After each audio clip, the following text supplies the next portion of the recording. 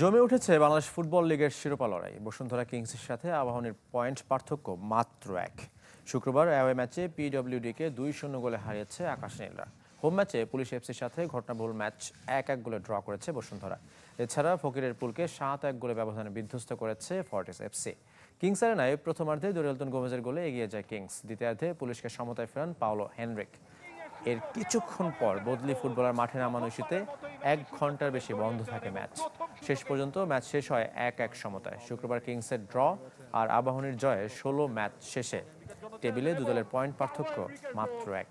বসুন্ধরা 35, আবাহনী 34 আর 3-এ থাকা ফর্টিসের পয়েন্ট 31। লিগে আগামী শুক্রবার কুমিল্লায় মুখোমুখি হবে আবাহনী বসুন্ধরা কিংস।